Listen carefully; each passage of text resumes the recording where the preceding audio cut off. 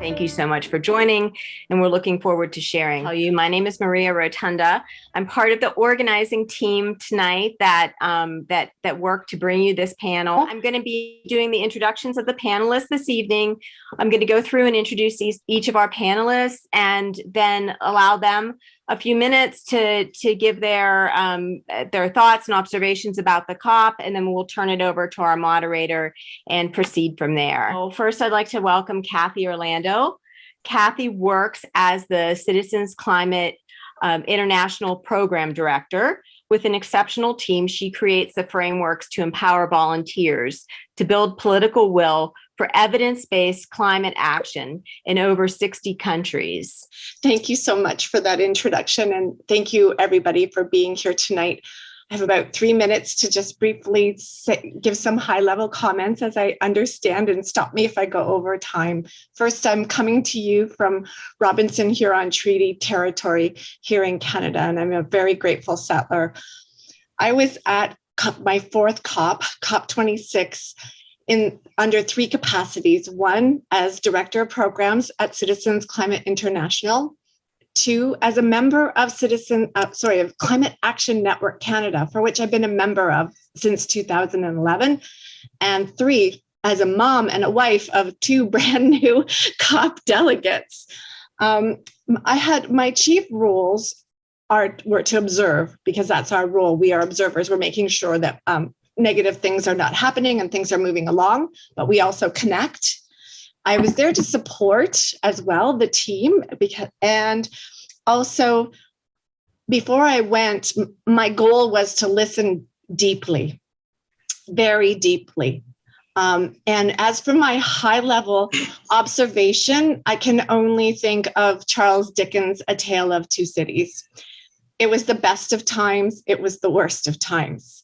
If you think about, I'll start with the worst of times. If you go to a COP, you have to keep in mind that it is not a place where governments are going to be able to make grand decisions and get everybody to do something. It's a consensus-seeking environment, and we would not want a United Nations to be able to command and control the entire planet. So really what you're looking at is trying to get countries to come together to agree to voluntary agreements on a consensus level. So with that in mind, I still, on an emotional level, felt very much the despair and the anger and a lot of the negativity from many of the people on the front lines, and justifiably so, as well as the youth. I heard that clearly and I took it to heart, and you may have seen a couple of my comments. But on the other side, when I pull back and just look at all the progress that was made, and I have a huge list in my head, which I do not have time to say right now, but a lot of the tracks have been laid down. I think there's great potential for moving in the right direction, but we still need all of you working at the ground level to keep this ball going in the right direction. So I hope that was what you were looking for, Maria, and thank you for the opportunity to share. Thank you, Kathy, for sharing. Right now, I want to move on to Isatis Cintrón-Rodríguez. Isatis is a Puerto Rican climate and cryosphere scientist and a climate governance and participation specialist. She has a long track record of community organizing, capacity building, and support in Latin American and Caribbean region. Thank you so much for having me. I'm super grateful to be here with all of you and share a little bit of my experience at COP. I think that I like how Kathy named all her hats, so I will copy and do the same. I was there as the regional coordinator for Latin American Citizens Climate International, and also working in the USA's coalition. And then as Maria said, part of the UN ECOS community. But I was also there as an islander. So I think that for me, whenever I go to COP, this was my fifth COP, I think about the urgency that I feel back home. And then looking at some of the leaders and seeing them, you know, not in the crisis mode that we would want them to be. Unfortunately, you know, it's a lot of, or I guess like it's important to recognize like the geopolitical and like the complexities of the process and how can we make the best of them. So I think that some of my work in at the UNFCCC, you know, like at this COP26 was in creating community. I also was drafting text and actually calling, you know, like I was like in so many meetings about ACE work. And it's just like a lot of things are going on, and it's great to have the trust of different parties to help them push forward agendas, and then also being a voice and like being also presence in the room to hold accountable like different parties.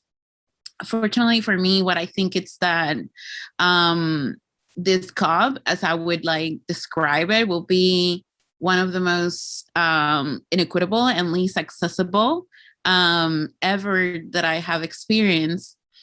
But I'm still hopeful that we created kind of like a path that we can build upon. And we have like call on countries to enhance their 2030 targets. We have set rules for transparency. And we also have, you know, work programs that are trying to enhance the governance to make all of these changes happen back home. So I think there's a lot of work in front of us, but then also we see community, right? Like we see the power of the people of coming together and what they can do parallel to what the countries are doing. So I think that we have a year ahead of us and we'll see what happens, but I'm hopeful that some of those seeds planted by the Glasgow Climate Pact, which is what you call like the whole decision, will allow us to really enhance that ambition and urgency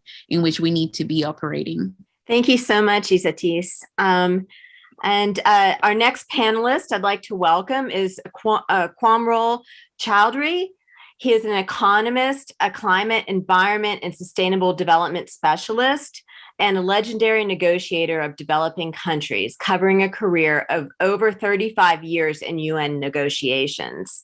Quamrul Chowdhury has been serving as a friend of the chair in different UN and UNFCCC conferences over the years, earning global fame as a troubleshooter in climate diplomacy and sustainable development negotiations. He is also known as the guru of adaptation to climate change and has been serving as a lead adaptation negotiator for G77 LDCs for many years. Welcome, Quamrul, and we're very honored to have you this evening. From Bangladesh. Thank you, Maria, for inviting me to this conversation. I would now begin with what Kathy and Isatis flagged at the outset.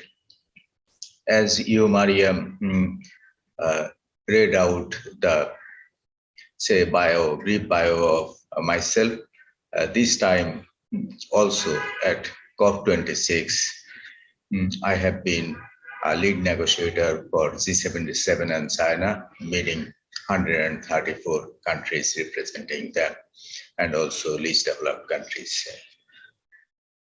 As you know that I have been in this process for over 30 years, since 1990, for climate change, crafting the convention itself, then the conference of the parties. This time, yes, as Kathy quoted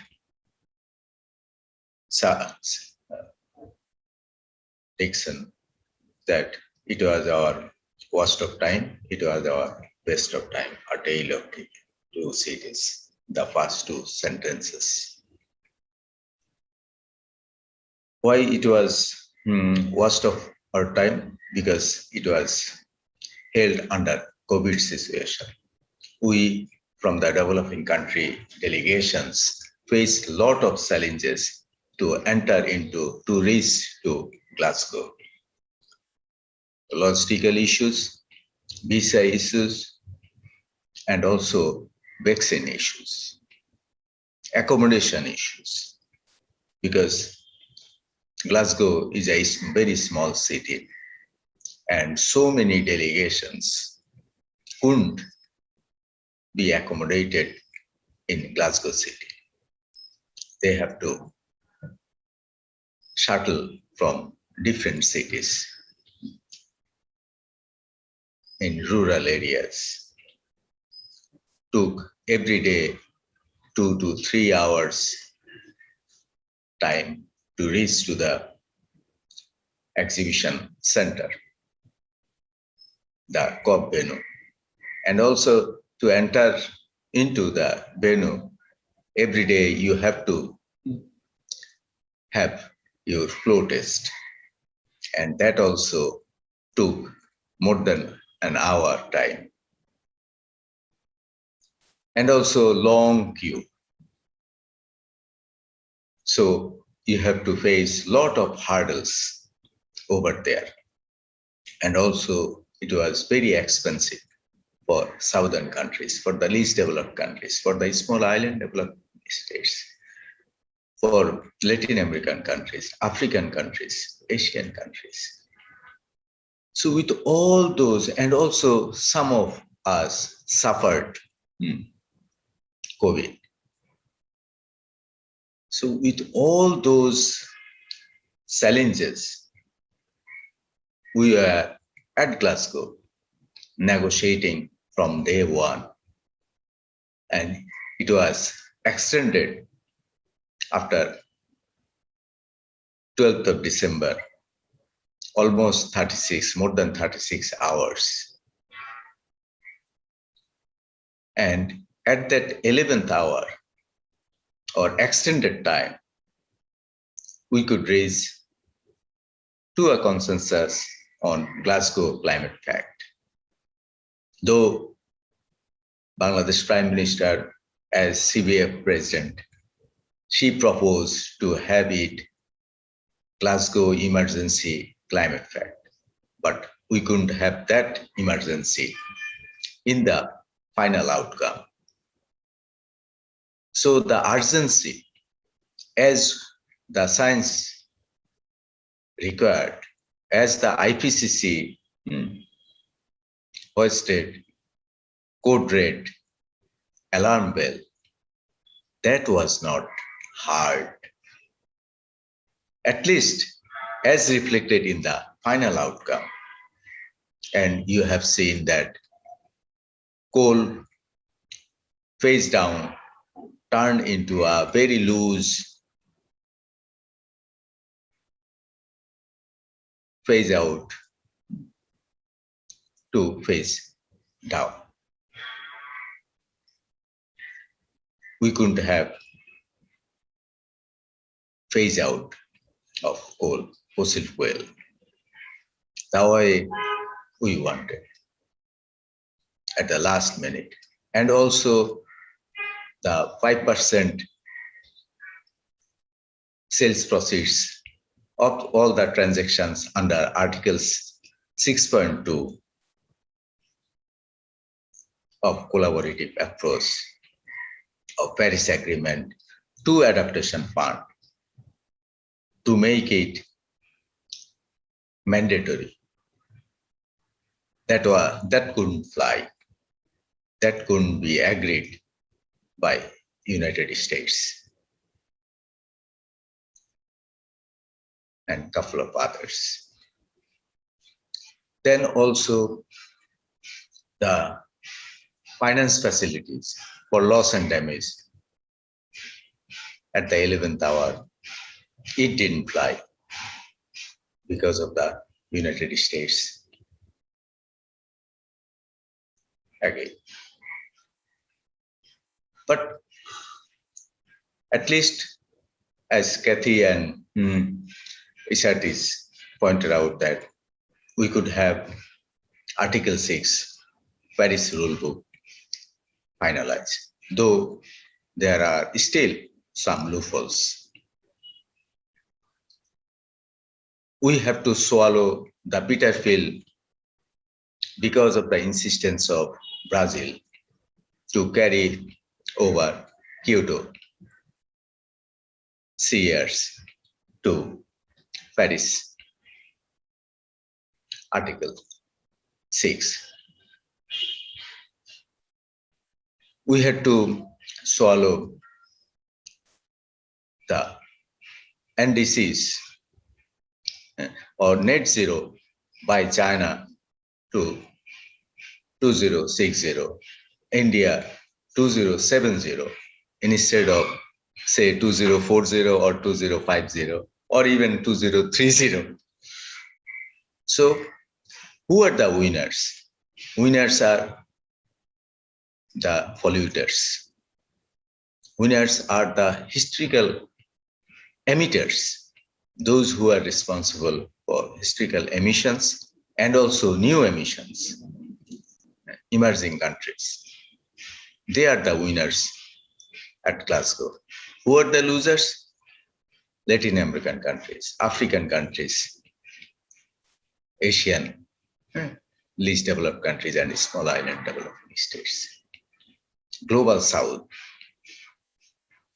broadly speaking, are the losers. But at the end of the day, as a climate negotiator, I will still describe it. This is half glass full, half glass empty, an outcome. And for that, we need to revisit our NDCs next year, when we will meet again at Sharm el-Sheikh come November. We have to have a steep cut of emissions and specific targets for, say, 2025, 2030, and must raise our ambitions, must quadruple climate finance for adaptation, and we need a Marshall Plan for climate finance. As John Maynard Keynes in 1940s proposed Marshall Plan for reconstruction, Bretton Woods institutions, creation of Bretton Woods institutions. We need to also accelerate the pace of delivery at Green Climate Fund, Adaptation Fund, LDC Fund, Special Climate Change Fund. Those we have already created, and also new institution, finance facility for loss and damage, climate-induced loss and damage. So those are the keys to unlock climate ambition, to keep alive 1.5 degree temperature rise limit of Paris Agreement. Without that, we simply can't do that. And the opportunities of windows are shrinking fast. We have to race fast. With that, I would like to stop here. Thank you. Thank you, Quamrul. Moving on to panelist Raj Foucan, who is an environmental writer, adventurer, and naturalist based out of Assam, a biodiversity-rich, climate change-impacted province in the northeast of India. He is founder of the Indigenous Peoples Climate Justice Forum and also serves as vice president of the US-based Grassroots Coalition for Environmental and Economic Justice. He is a member of the International Union for Conservation of Nature and sits on the board of civil society groups in the Americas, Europe, and Australia. Raj has personally experienced the impacts of climate change in the polar frontiers of the Arctic and the Antarctic, in the Himalayas, and across India. Having worked extensively in the grassroots, he says, water is a local issue of global climate change for people and for biodiversity. He is driven by concerns over glacial loss in the water towers of Asia and is currently working on an initiative to mobilize civil society action in the countries of the Himalayan region. As the National Coordinator for Biodiversity for the Climate Reality Project, India, Chief Operating Officer of Walk for Water, and Secretary General of Green Guard National Organization, he facilitates awareness and action in the 3 Ws, warming, water, and wildlife, working with all stakeholders, including Indigenous communities, students, civil society, business, media, for a positive social impact. Welcome, Raj. Thank you for joining us. Thank you, Maria, and thank you to all the panelists, to Climate Reality Project and Citizens Climate International for having me here to share my thoughts, opening thoughts about my participation at the COP at Glasgow. This was my first COP. Just to add to what Quamrul was saying, I come from the same region. We are different countries, but neighbors in the Eastern Himalayan region, and we share a lot of concerns that are quite similar as well. So I was an observer for the second week for Citizens Climate Education, CCI, and I had the first week free, so I was able to make the most of my time at Glasgow, thanks to several engagements organized by Climate Reality UK, and had a few talks and other opportunities at the Glasgow University, Calvin College, besides taking part in, of course, the protest organized by various organizations. I was also a voice of the original people at the Nature Pavilion in the Blue Zone on a day that I was not inside. Yeah, I was also, I had a one-day exhibit in the Green Zone, and that was a technological restoration intervention, I'd say, by the Arctic Ice Project, which we want to field taste here in the Eastern Himalayas. That's something which may be useful in increasing or restoring the albedo. We face similar albedo loss here in the Himalayas as the Arctic as well. There was one more declaration that I was part of, which is very less known. That's the Glasgow Declaration on Climate Action in Tourism. One of my organizations where I serve as a director of sustainability, and Camp Adventures, was one of the original signatories. That is something that I look forward to, because I think we are going to build that up, and tourism and travel industry will have to come around to net zero as soon as possible.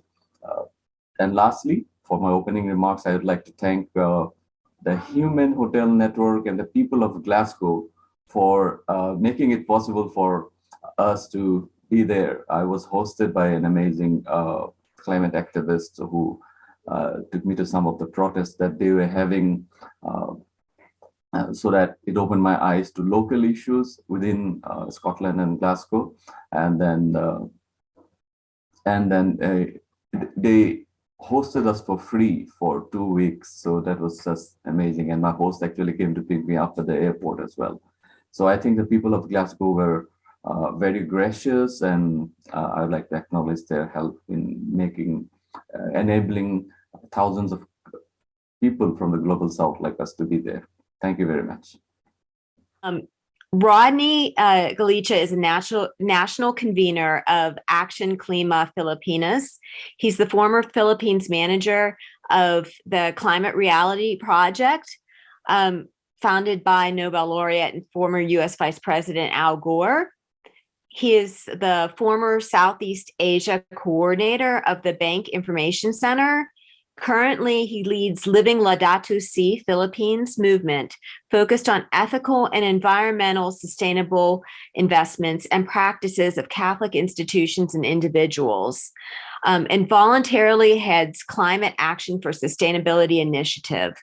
He is a board of trustee member of Greenpeace Philippines and Green Convergence for Safe Food, Healthy Environment, and Sustainable Economy.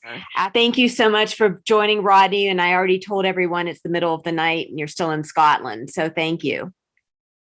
Thank you, Maria, and thank you, of course, colleagues from the Climate Reality Project, and of course, my fellow panelists today or tonight, afternoon or morning.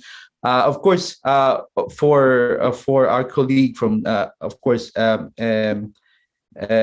would like to congratulate Quamrul, specifically for G77 plus China, of pushing for the Glasgow loss and damage facility that at the end of the day it did not see the light of the day. I was at COP26 as Action Klima Pilipinas national convener. Is a conglomeration network of many organizations in the country, in the Philippines, dealing with the climate crisis, and of course as member of the Asia Climate Change Consortium, but with faith-based organization Living Laudato Philippines as well. I remember in 2015, we walked from Italy to France for COP21 together with Yab Sanyo, and I believe you're familiar with Yab and the people's pilgrimage that we did to Paris. That was my first COP, and then COP 26, 27, 28, COP 21, 22, 23, 24, 25, and 26. But as Quamrul would know, that in Katowice, we lost one of our negotiators and mentors in climate negotiations, Bernadita Mueller, who will be, of course, will be commemorating her passing on December 14th, the third year of her death. And there are some wins and losses in COP26. The first, of course, was the effort of the G77 on loss and damage facility, and the watering down of the phase out of coal, from phasing out to phasing down. We remember as well one of the efforts of the Philippine delegation negotiators, among others, on emissions avoidance, and such word was not actually included in the Glasgow Climate Pact. And generally speaking, the success of COP26 may be reflected on our way to COP27 in Egypt. We need to do a lot of efforts between this period to COP27 in Egypt. It is very, very important. I remember what the nuncio, the ambassador of the Holy See to Britain, he said that our work should not only be within that 2-week period of negotiations. It should start from the grassroots level down to up to the national level, because for us, for non-government organizations, our work will start, of course, with engaging with our national negotiators. In our case, the Philippine delegation, that we're still pushing that there should be engagements and dialogues, which need to happen 6 months before, or even 1 year before a COP may happen. Because one of our observations is that whenever negotiators go to the conferences of parties, the people or the citizens, the constituents, don't know the positions of the government, being put on the table. If you may ask a mayor, for example, or a governor of a certain province, do you know what are the positions of your government or your state being put on the table at the COP? They don't know. And at the end of the day, after the COP, if there are agreements, again, the challenge would be to contextualize all those agreements and decisions at the local level. And I think that's the job of the non-government organizations. But we're thankful that there are of course, delegates and there are negotiators who are actually very, very engaging with the civil society and, of course, with the young people. Quamrul had already articulated the complications and the challenges in attending COPs. But it is worth to note as well that real negotiations happen during coffee breaks. It happens during dinner outside the conference halls. It happens in bilateral talks, and it happens actually when many people are engaging with their own governments and with other governments as well. So I think COP is a very, very important event. Because there are things that you cannot do via Zoom, and those things are very important behind all these scenes. Thank you. Thank you, Rodney. So I'd like to introduce our moderator, Joe Robertson, who is the Executive Director of Citizens Climate Lobby International and the Senior Advisor for Sustainable Finance and for the EAT Foundation. He served as interim director for the startup phase of the Food System Economics Commission. He is currently serving a 2-year term as a member of the Carbon Pricing Leadership Coalition Advisory Group. Joe is lead strategist for the Resilience Intel Climate Smart Finance Initiative and core contributor to the podcast Geoversive Earth Intelligence. He publishes a free newsletter at livingfutures.net. Thank you, Joe, for joining us. I just want to say during the COP, those of us who weren't there received all our regular updates through Joe, who so expertly made sure that we were all kept in the loop, and we were all grateful for that. So thank you, Joe. Thank you, Maria. I appreciate that. I often feel like the work that we do in Citizens Climate International at COP is in some ways easier because of all of the people who are organizing locally around the world and who we get to represent. We get to speak for people who aren't present, and we get to, in that way, open doors, not just for ourselves and for them, but for ideas that are going to make the process richer.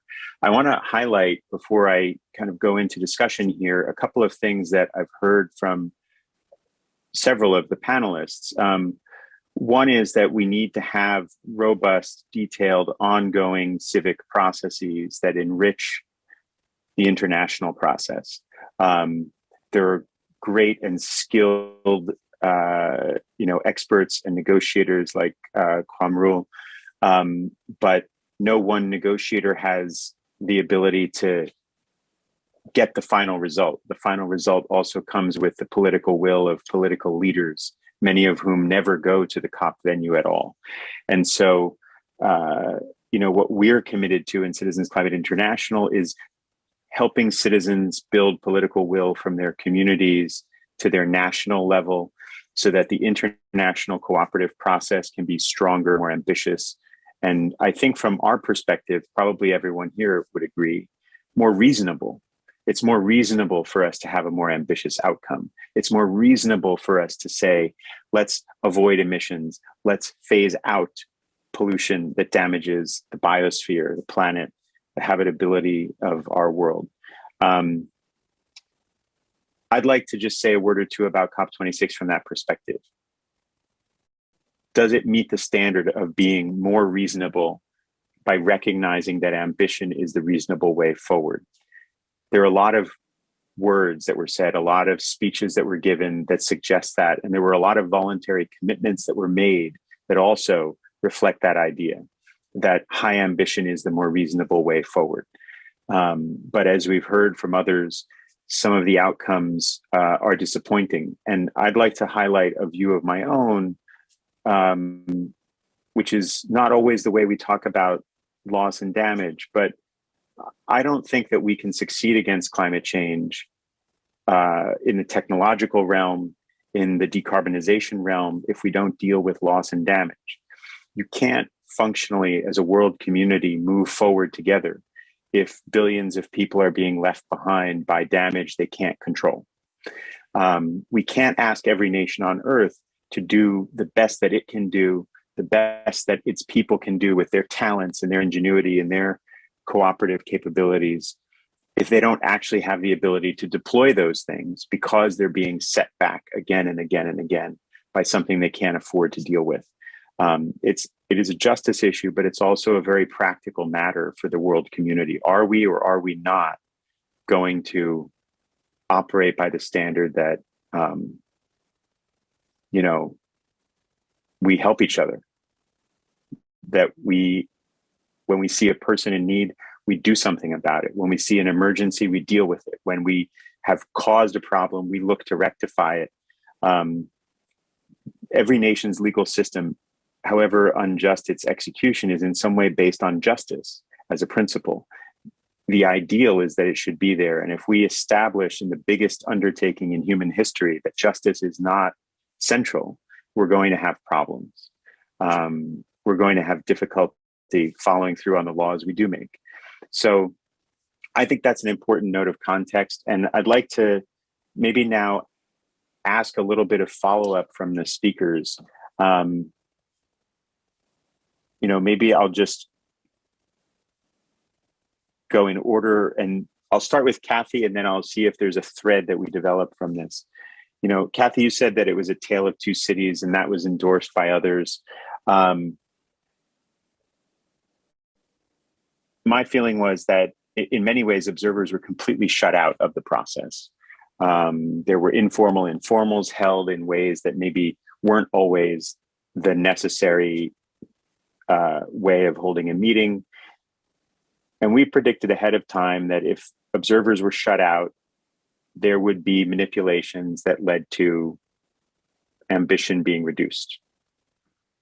But then you also said it's the best of times, right? Because there were people there doing things. Can you say a little bit about what it was like to have those two feelings at the same time?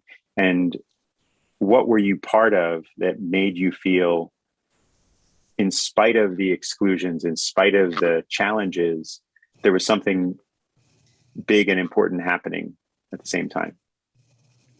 It's a very wonderful question. Thank you, Joe. So yeah, the I'm going to relate it to Star Trek just to have some fun. Sorry. Okay, sorry for another metaphor here.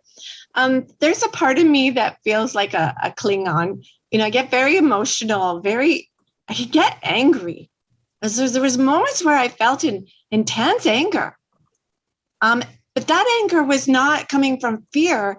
It was coming from love. And so dealing with these really super strong emotions, and Raj was with me in one of those moments. We had just sat in the People's Plenary on the last day. And it's a parallel plenary that runs at the same time as the Leaders' Plenary on the last day. And so we heard from all the constituencies that, I won't go into the details of what they were, but they were basically saying this was an exclusionary COP. This was, that it was not, they were not heard, that all the things Joe just said. So, and unbeknownst to us, they got us all to join together with this red rope and march through the entire COP. And you got to imagine, it's about 1 kilometer long to get from one end to the other. And so we're holding, not a kilometer, probably about 750 meters. Okay. So we're going through it, and I'm feeling very angry, but also full of love, because I want people to know that I am upset about the loss and damage issues. So I'm punching the air and I'm just getting it out of me. And before I know it, I had 3 microphones shoved in my face. So I was getting these national interviews and so it was, and just one more thing. And the woman in front of me, she turned around to me after the third one came. She goes, "Why do they keep coming to you?" And I said, "Because I'm punching the air." So I stopped punching the air and held the rope, and she started punching the air and held, and she got her interviews. Okay. So yeah, I think you're feeling what I'm feeling right now, what I was feeling, very emotional. But at the same time, there was so many things happening, like things that were giving me hope, like just seeing all the people on the streets in Glasgow. Going to sessions and listening to the deep things that were being developed. Like I put my rational mind on that, thinking things through, that, there are things that are happening. So it's balancing the emotional with the rational. It is an emotional place to be, but you can, with your deep listening, and you can find some of the rational things. And so my last story to relay is from a meeting I was in. Let me give you some context. There's it's a zoo, right? Like there's hundreds of things happening, and every day you have to pick what you want to go to. So I decided to go to a session with the finance ministers for climate, and so they have these economists and bureaucrat people there, and they were talking about, what's going to happen with the economics. And one of the economists said, progress will not be linear. And that's a moment when I just felt a sense of hope. Like that, yeah, it feels like we're flatlining, but things will escalate. So, and just knowing, lastly, that lots of things are happening, and been a climate activist for a long time, and we literally do have front row seats to the best show on earth, and that's seeing everybody doing their work. We know way more than most people of what's going on, so that's what gives me hope. So to be with 30,000 people doing all that work. Thank you, Joe. Thank you, Kathy. And that what you just said there about the best show on earth and the people doing the work trying to fix this, it makes me think maybe we should go to Quamrul and ask a little bit about that experience. You've been a very significant leader in helping to shape this process and achieve important agreements that are going to protect vulnerable people across the world. You've been doing this for decades. What do you want people to know about the experience of being a negotiator in this process? Some of the technical nature of it, but some of the personal nature of it too. You're muted at the moment. First of all, you need to have great passions, energy. Even if you are unfed, for hours, or even say a day, without any food, you have to survive. You have to know the art of surviving, even under all sorts of intimidation from all corners. As a negotiator of the southern countries or vulnerable countries, you have to be subjected to a lot of intimidation, overtly, covertly, in different forms. And also you have to keep yourself with all the informations required. Even you have to mix with your partners, with those whom you are negotiating.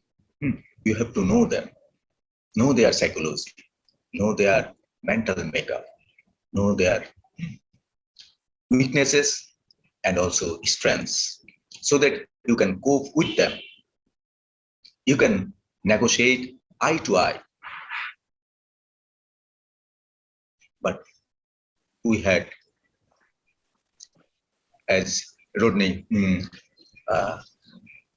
just recalled, our very dear friend Benedictus, whom we have lost a couple of years back. Say, people like Ambassador Raul Estrada of Argentina, or say Ambassador Raj Foucan of India, or even from developed countries, say Peter Bears of UK, or say Thomas Becker of Denmark. These are, say, legendary negotiators. So the junior negotiators, new negotiators, have to learn the art, the skill, capabilities of those people who have been champion negotiators. People like even, say, Brice Lalonde or Paul Wilkinson of France.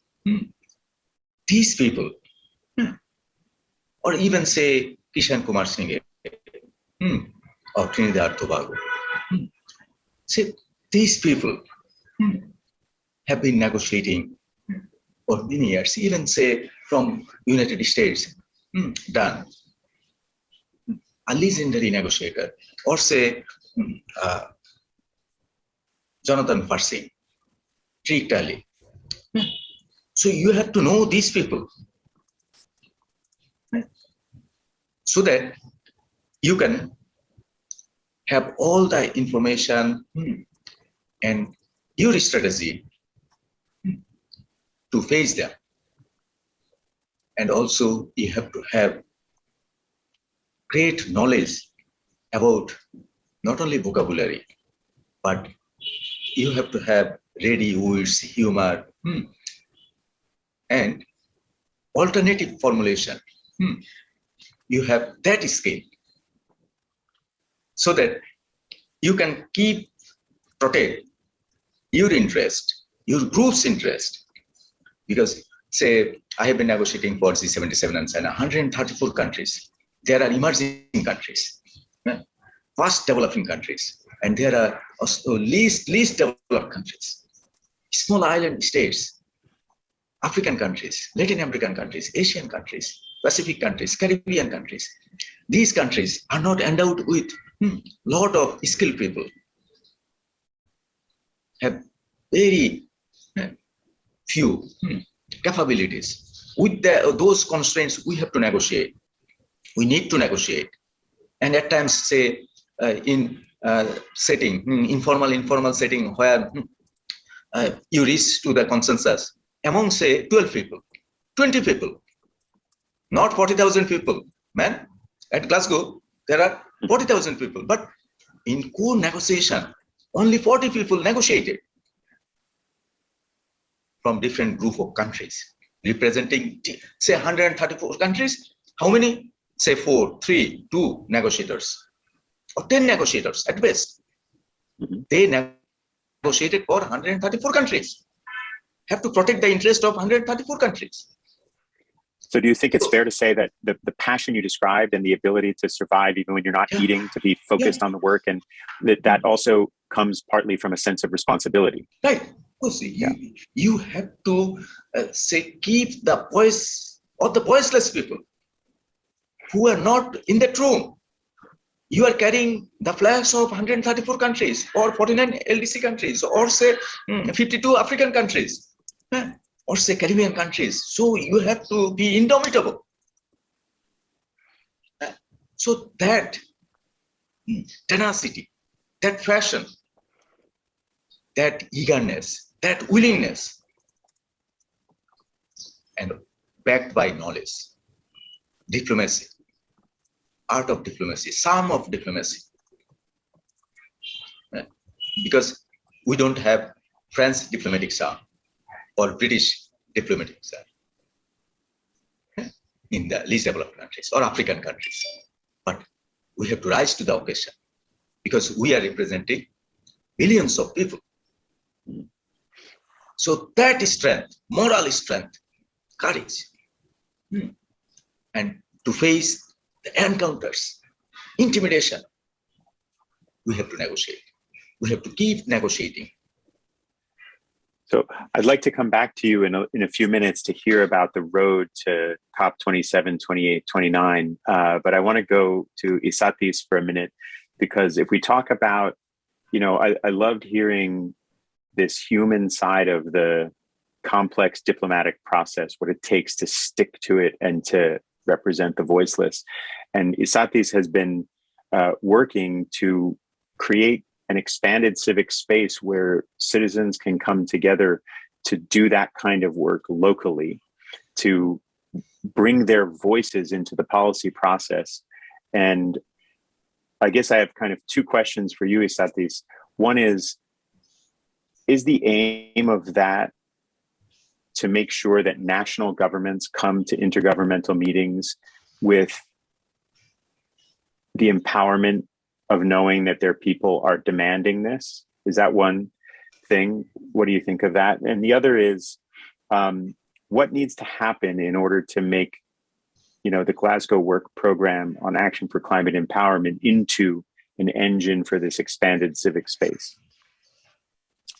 Thank you so much. I think that this takes me back to a little bit of why we're hopeful, because even in times of frustration, it felt like we were coming more together and trying to develop more creative ways to like interject the process, or to develop like new ways to support, like those negotiators, as Quamrul was saying, that so often they're intimidated and they ask for help of like allies. So it's great to be that. So I think like the citizens assemblies that we have created as part of a greater concept of like expanding that negotiations, like into the national policies, is a space for people to really be able to come together and share visions and construct a better future. So, for example, in the case of Puerto Rico, we have an island that is not represented, because definitely the U.S. does not represent the urgency that Puerto Rico needs to be, nor our priorities. So, and I think that the Prime Minister of Barbados said it nicely. She said that it's change for those who are not affected, and then for us it is a crisis, right? So we operate on that, and a citizen assembly in the case of Puerto Rico serves two different ways. We live in a place where, through our colonial status and our, government that has failed to address this issue, people are mostly disillusioned with the formal process, but they want to help make it better, right? Like, how do we influence, like the plan that is getting into place on mitigation, adaptation, and resilience? But at the same time, is how do we do that if the government fails us? So, and that was the only way, like I don't mean to sound pessimist, but that was the only way that we were able to survive on Maria. It was because of people helping people. And then that is the nature of what we see, like we're hosting this citizen assembly. And even though like the idea is to have outputs to go into the formal plan, people have become to say like, well, we need to organize the the territory in a way that allows us to have plan in like super focalized, like community climate plans, so that we can really hold each other, learn each other, and have a way to develop our communities. And I think that something interesting coming out of that process, and that it has created, are bridges to connect with other Latin American countries, seeing them as examples, but also bringing them in for them to share what were their participatory process like in constructing their NDCs, specifically, like Chile and Dominican Republic. So it's like building those bridges so that regional conversation can happen. And then some insights from this is like, even in a country where we have never heard of technical terms like ACE, Action for Climate Empowerment is like completely removed of the lingo or anything.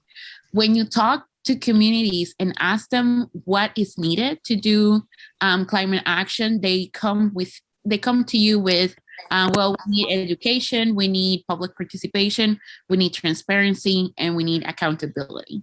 So all of that, like access to information, etc., is part of what ACE is, right? So this is like the most logical way for a community to say, like, this is what is needed. So now that we have a Glasgow work program that is trying to update from the Doha work program, We have a lot of gaps that are in between these sessions, for example, or between these concepts, is that we know that some of the challenges has been financing or prioritization of the subject.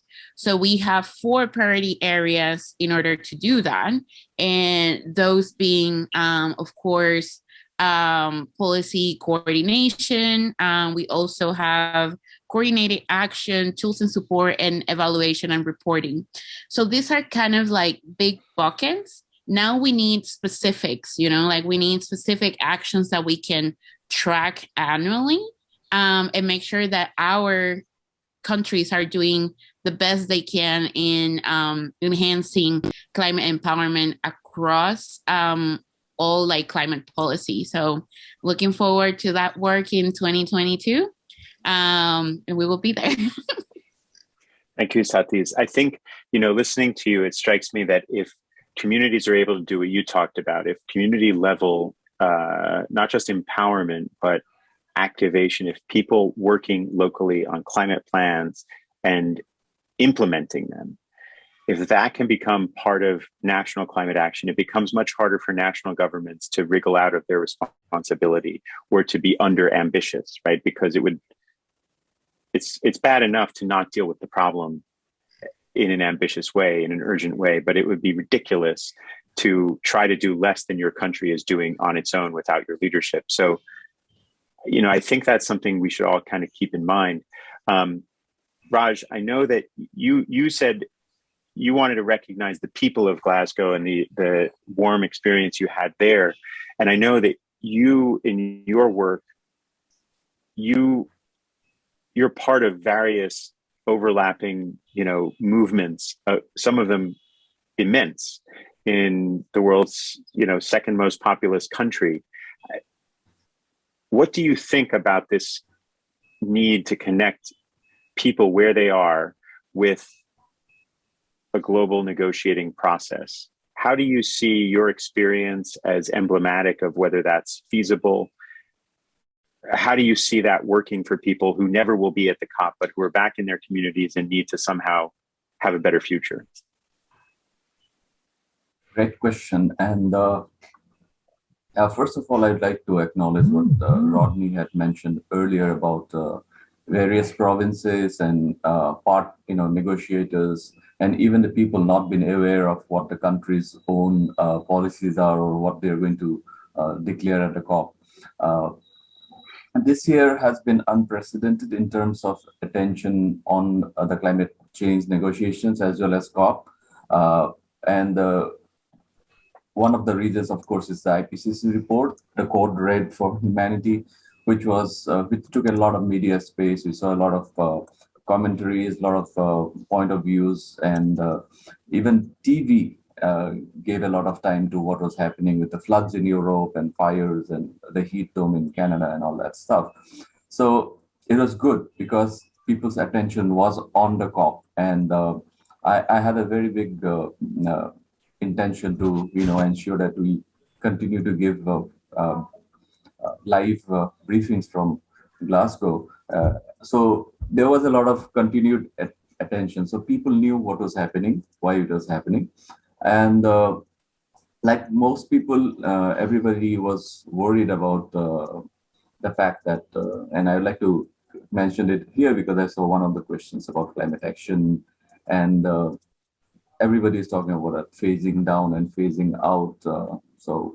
Firstly, people now more or less know because of media that India was actually initially insisting on inclusion of all fossil fuels, not just coal in the statement. But when the statement came out, it just came out as phasing down of coal. Secondly, something that the media just ignored was the 17th edition of the Climate Change Performance Index published by German Watch, Climate Action Network, and New Climate Institute on the 10th of November. And the top 3 ranks were left empty, and India was ranked the 10th, the only G20 nation to be in the list. I would like to quickly acknowledge the nations which were above India, and they were Denmark at 4th position, then followed by Sweden, Norway, United Kingdom, Morocco, Chile, and then it was India. So we are not doing too well in terms of climate action, I guess. And just one example, one tangible example of that is that at COP21, India had the target of achieving 40% renewable energy installed by 2030. And this November, we already passed that. So we are now at 156 megawatts, so which translates to 40.1%. And I think we are quite on track to achieving 500 gigawatt by 2030, which the Prime Minister declared. So these positives are not being focused on much. And I think a lot of negatives about the failure of COP, about I saw media, focusing on the motorcade that leaders were using, about private jets, which some of which were not even from the COP. Actually, they were from Davos. So maybe as observers, we should also try to get our media in our respective countries more updated so that people know what is actually happening and all the interconnected things that they need to know should be also, made available. All that information should be made available to them. Thank you. Thank you, Raj. Something important to mention, I think, for those who haven't looked at it closely, there was a lot of controversy in Glasgow about human rights. Should human rights be mentioned in certain segments of the negotiating process in their outcome documents? And on the first page of the Glasgow Pact is a recognition of human rights, including the right to health and a list of stakeholders' rights. The right to know is not exactly stated there clearly. The right to know whether someone somewhere is going to do something that will harm you and you should be able to defend yourself or have some remedy. But it is in some ways embedded in the convention because of what we now call Action for Climate Empowerment, Article 6 of the convention. Maybe going from what you said just now, Raj, to Rodney, you made the point earlier, you might ask a mayor or governor what their national government is advocating for, and they don't know. And yet it's also true that there has been a lot more coverage this year than before, both about climate change and also about this negotiating process. Rodney, you also talked about specific words that were not achieved, getting these words into the outcome text, and those words have real world power. What are the things that you think need to be moved forward, need to be advanced, need to be secured in this negotiating process to get the real world outcomes that the places that you represent, the people that you represent, the networks that you represent, so that their lives can be better? Yes, thank you. We're actually not satisfied on some of the outcomes. We know the Santiago Network for Loss and Damage, for example. And yes, there's a mention there that we need to support and we need to fund the network and their work. But it needs to, funding a mechanism that will help technically the people who will work on the solution would actually delay more the facility as proposed by G77 plus China, in which at the end of the day it did not see the light of the day. So it delays a lot. Right now, there's a storm in the Philippines, and in some other countries, in Asia, and of course the Pacific Islands. We cannot delay the funding for loss and damage. For us, it's not only about reparation, or payment, but we talk about the past, in which we're not actually the reasons why we suffer the most. Our carbon emission, greenhouse gas emission in the Philippines is less than 1%, but at the end, in 2013, 10,000 lives lost, and until now we are still looking for 1,500 people still missing. And now the present, we're still suffering, and the future. So this is the first. The second, of course, is the effort of the Philippine delegation to put avoidance in the text. It's not only about reduction of emissions, but if you say avoidance, there are some other strategies in how to to phase out the emissions. We need the technology to do a just and fair transition from fossil fuels to renewable and sustainable energy, and with that, we're avoiding emissions.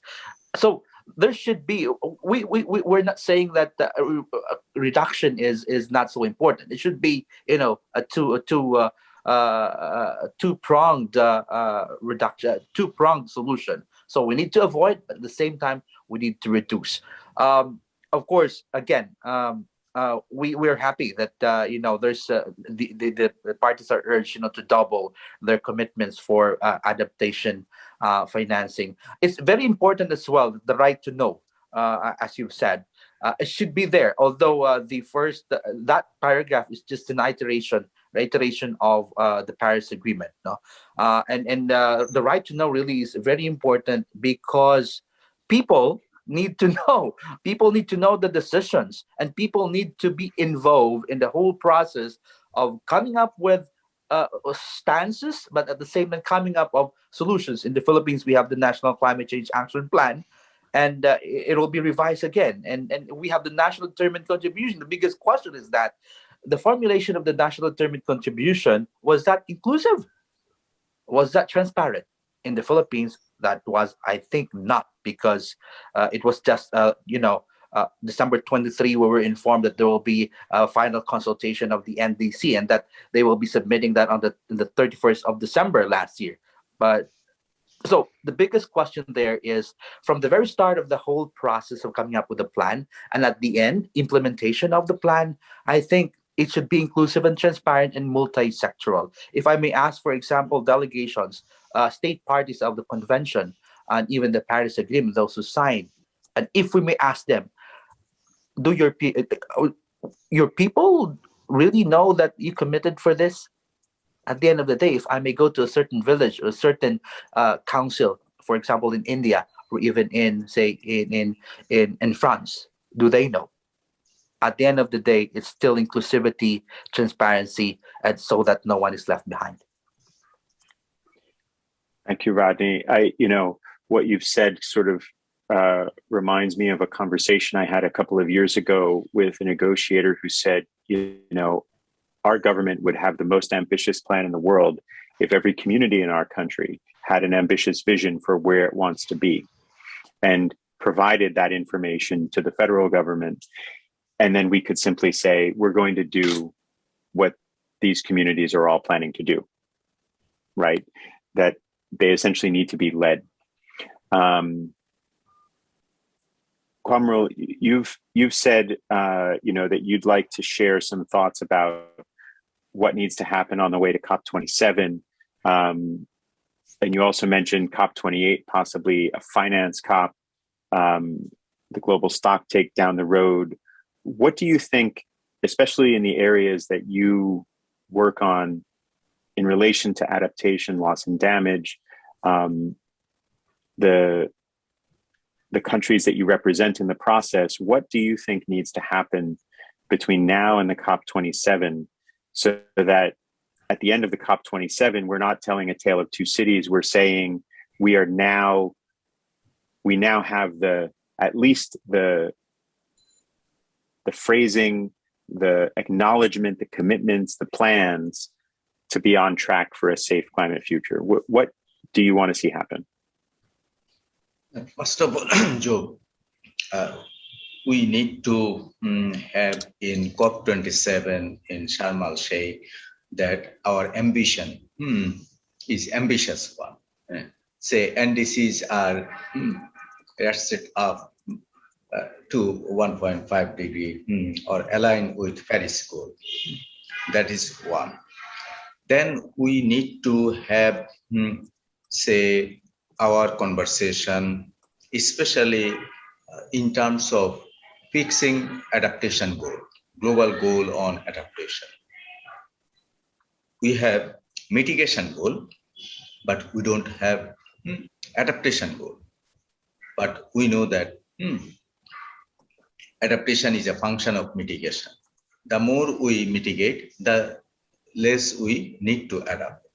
But the less we mitigate, the more we need to adapt. But adaptation has also a limit. And beyond that limit, we are incurring loss and damage. And we are already 1.1 or 1.2. And with that, the level of intensity and frequency of cyclone, hurricanes, tornadoes, floods, droughts, inundations, and saline intrusion, those are already hitting us. As Maldives minister in the closing plenary at Glasgow said that the difference between 1.5 to 2 is death sentence for us. Okay. So we need that urgency and try to fix the adaptation goal. What does it mean? How to fix that? Or should it be, say 2 billion people on the hook of adverse impact of climate change? We are going to rescue them by 2030. Or 3 billion people we are going to rescue by 2035. That way we have to fix, or say some other quantification, some other numbers, if we can fix. That sort of conversation we need to have collectively, because adaptation is not only required in the most climatic vulnerable countries, but also most advanced countries. They also do need. Hurricane Katrina, say, or say so many hurricanes, or say heat waves, sudden floods. These are so much frequent and all on a sudden, slow onset events, rapid events. So this we have to fix. Then also for, say, loss and damage, we need to have the finance facility. We need to also support the formulation and implementation of national adaptation plans, because those are the entry points at national level, subnational level, sub-regional level, regional level, and at global level. We have to come up with that. Then also we have to define climate finance down the road. What is climate finance?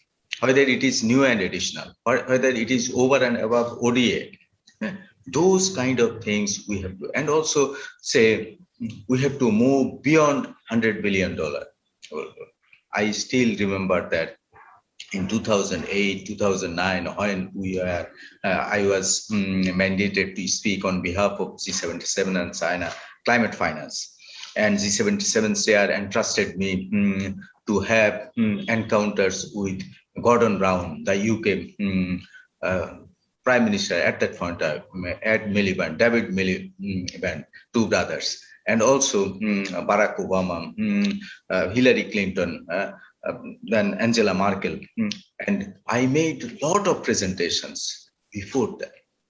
And I was at that time asking for several trillions of dollars, but they came up with $100 billion in 2008, 2009, now 2021 at the end. So what was the inflation over this period? and also the demand for or need for, requirement for adaptation alone, couple of trillions of dollars. What about mitigation? What about technology transfer, capacity building, education, awareness? So we need to hammer on, and hopefully at global stock take, that will come up.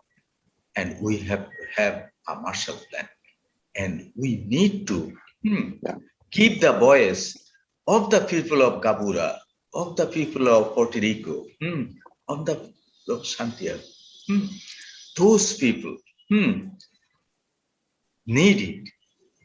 And for their climate ambition, for their climate actions, we need to take adaptation onto the ground, loss and damage mechanism onto the ground.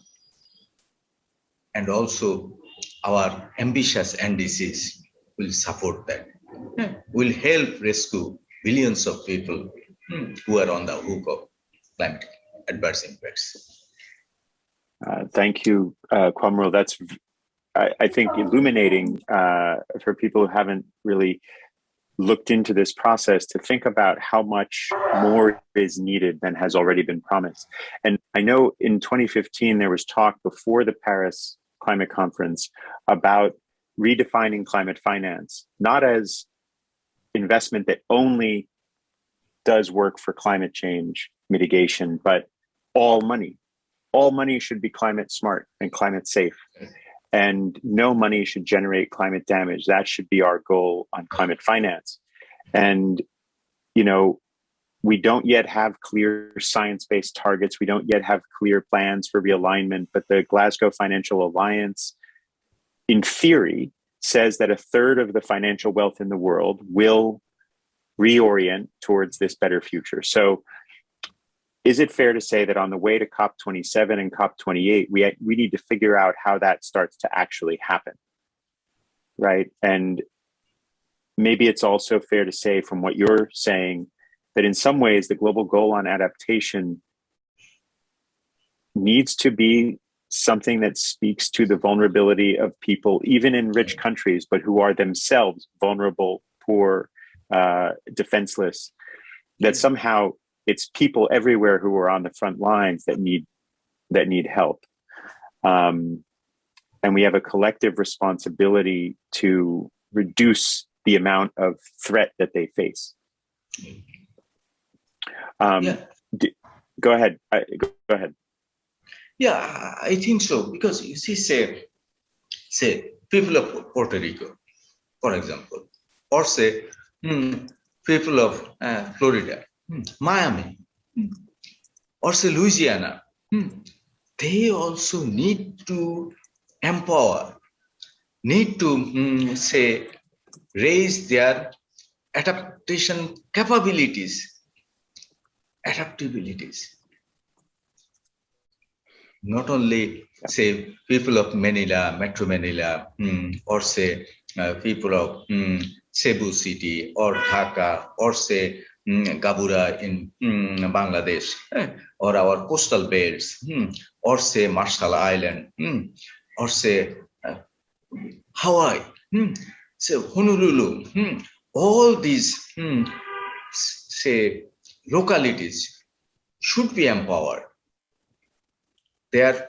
These people should be rescued, and that should be enshrined in our say global goal for adaptation, global goal for resilience building, global goal for livelihood, security,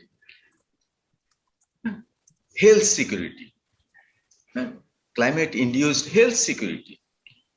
And you are absolutely right that all our development should be climate smart. All our spending from public exchequer, from all our banking systems, from Bretton Woods institutions down to our central banks of very many countries should align with climate smartness, so that climate resilience is built in our national plan, built in in our development plan, built in our national budget, our monetary policy, our fiscal policies, our revenue policies,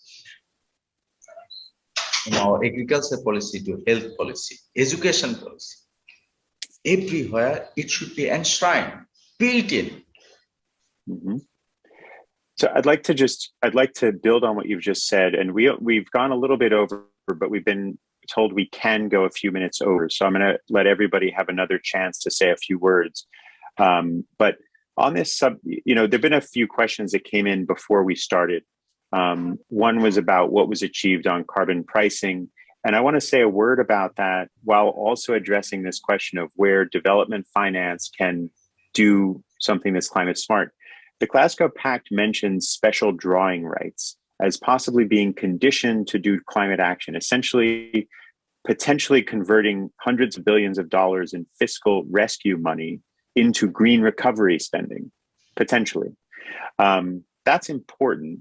It has to become real, but it's an important signal. The other thing is Article 6.8 of the Paris Agreement. I think there's a lot of controversy over what it really means, but if non-market approaches to international cooperation can move forward in an ambitious way, then that means financial regulations, trade conditionalities, banking regulations, new types of financial instruments, investments in nature, agricultural policies, all of those things without being emissions trading can start to pull together this web of climate action and make the money move, potentially.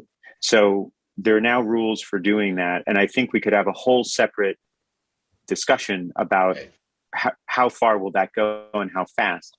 But to answer the question from someone who submitted it, it's not just emissions trading now. We have rules that talk about tax reform, tax policy, carbon taxes, and all of those things being enforcement mechanisms for climate action. What I'd like to do with the next 5 minutes, and so we're going to go about 10 minutes over total, is ask each of the panelists who haven't had a chance to kind of have a second chance here. Tell us a little bit about what you think is the most important thing on the way to COP27. It can be something that builds on COP26, or it can be something that COP26 hasn't offered, but that really needs to be there for you from your perspective. And I'll go to Kathy because you've been waiting a while. Kathy, what do you think from your perspective, really needs to happen between now and COP27? Well, a couple things. There's going to be some elections around the world. Brazil, various governments might change. My own province of Ontario, and I think all of us need to elevate the conversations within our own communities, and I really believe we need to help the politicians. I think that's how we're going to get the best outcomes at COP27, COP28, COP29. Start looking in our own backyards and just work with those politicians who are listening to us, no matter what stripe. And one other thing I would like to see more specifically in the lead ups to the next COP is for governments around the world to start gender mainstreaming their climate policies. I was in a couple sessions about women and climate change, and it is deeply missing. And I think a lot more consideration of women might bring some balance to the system. Thank you very much. Thank you, Kathy. Very important. Raj, what do you think? What really needs to happen between now and COP27 from your perspective? I think we need some way to find more indigenous voices being represented. It of course depends on our country. For example, we have the second largest number of indigenous peoples in the entire world, but I don't think we have enough representations. And especially people, mountain, riparian, coastal communities who are every day losing their lives and livelihoods are not there. I did not see anybody. So that is one big thing that would be should be implemented. And secondly, I think a lot of I believe climate education is climate empowerment, and a lot of our climate activists need to be empowered. So yeah, climate literacy, climate education is something that all the countries should focus on, so that we have a informed army of people devoted to making change everywhere, not just at the COP. Thank you. Thank you, Raj. So important. Rodney, what do you say needs to happen between now and COP27? I think, Joe, Article 6 would always say about action for climate empowerment. And I think this has been the greatest gap of all the COPs. And I would like to agree with Kathy to elevate the conversation. I would like to add, to elevate conversation and action, we need to dive deeper down to the communities. So we go lower to elevate conversation and action. But between COP26 and COP27, this 1 year, I hope, and it is my wish, that there should be local COPs. Local COPs from the local communities up to the provincial, regional, and national, sub-national COPs to talk about all this, so that action for climate empowerment under Article 6 of the Paris Agreement will be operationalized.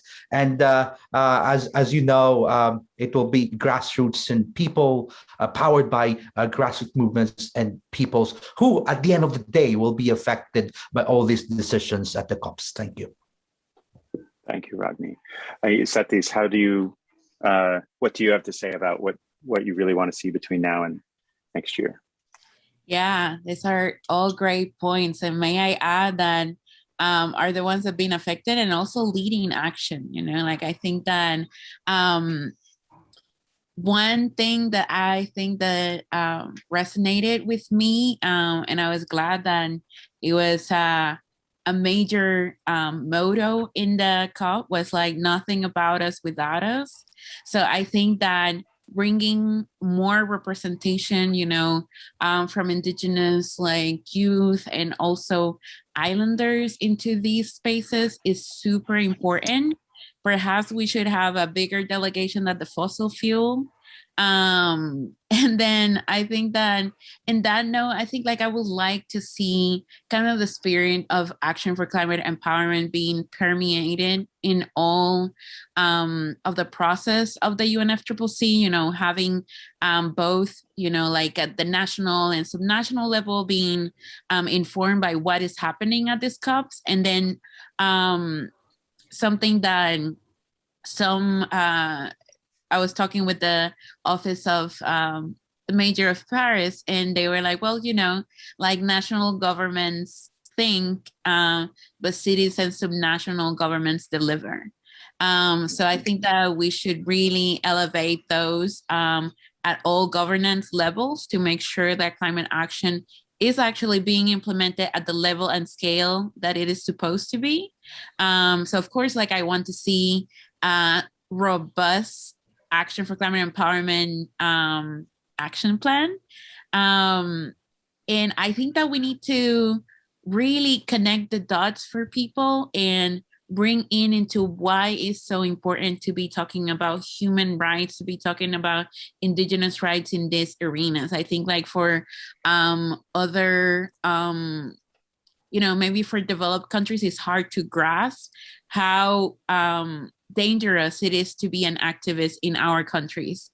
So that's something that we should make the connections to them and maybe remind them of the conventions that they have already signed and that actually make these rights for us to have. So I would love to see all that and definitely keep working in our countries to enhance their 2030 targets. Thank you, Isatis. And just, to bring people into a moment from the COP, we had this conversation in Glasgow that when there were efforts to pull human rights out of certain segments of the text, what does that say? It says the places where that's the politics are places where you can't trust what is being promised, right? If you can't protect human rights, how can you enforce any commitment? Quamrul, did you want to say a final word? We're very briefly, but you know, anything that, just a closing word. Yeah. I think from now on, implementation should get in, because without implementation of the Paris Agreement, we simply can't achieve our say goals. So we need to hammer on now on implementation, effective implementation, and for that we also need to have effective participation of the people in this process, effective participation of the delegations, southern delegations. Yes, 40,000 people went to Glasgow, but how many from the southern countries? So dominance of the richer countries are there. So from now on to Sharm el-Sheikh or Dubai or say Eastern Europe COP, we must ensure broader participation from the southern countries and also grassroots people and grassroots voice, their participation in determining community national plan, regional plan, subnational plan, and national plan. Then also in the global architecture, their voice should be heard. Voice of the youth and also enterprising people should be, and then also the knowledge endowment, knowledge management, intellectual input should be mobilized, marshaled. For that, education, awareness raising is of paramount importance. Thank you.